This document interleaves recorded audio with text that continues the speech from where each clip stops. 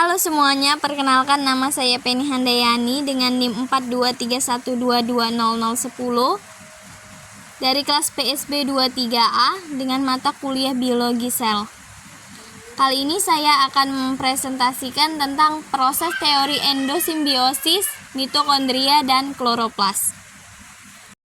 Mitokondria merupakan organel sel yang berfungsi penting di dalam aktivitas sel.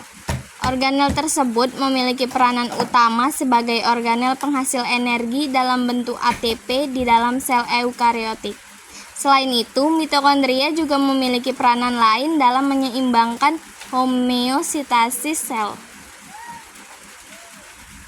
Kloroplas merupakan organel sel yang terdapat pada sel organisme fotosintetik. Sama halnya dengan mitokondria, kloroplas memiliki membran ganda, yaitu membran luar dan membran dalam, yang di antara keduanya tersebut terdapat ruang antar membran. Endosimbiosis merupakan suatu teori yang menyatakan asal-usul mitokondria dan kloroplas yang terdapat pada sel eukariotik.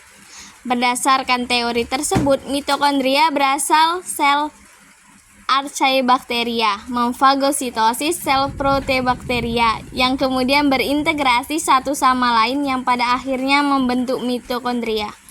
Sementara itu, kloroplas berasal dari sel Archaebacteria yang memfagositosis sel Cyanobacteria yang mampu melakukan fotosintesis. Kedua sel tersebut saling beradaptasi satu sama lain hingga pada akhirnya terbentuk kloroplas. Proses endosimbiosis ini dimulai dengan organisme prokariotik fotosintesis yang ditelan oleh organisme yang lebih besar sebagai mangsa.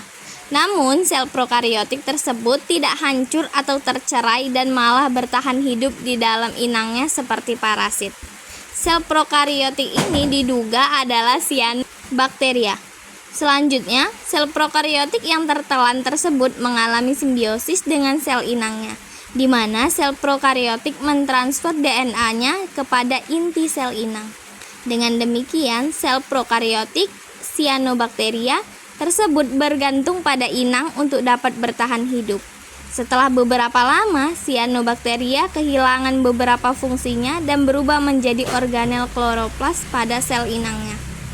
Pembentukan mitokondria berasal dari bakteri aerob yang ditelan oleh organisme dan hidup di dalam sel organisme tersebut.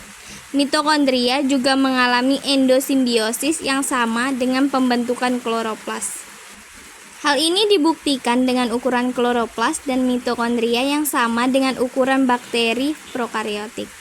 Dalam proses ini, DNA yang terdapat pada organel kloroplas dan mitokondria berasal dari organisme prokariotik fotosintetik yang tertelan leluhur sel eukariotik. Organisme prokariotik aerob yang tertelan leluhur sel eukariotik juga berkontribusi pada pembentukan mitokondria. Sekian dan terima kasih.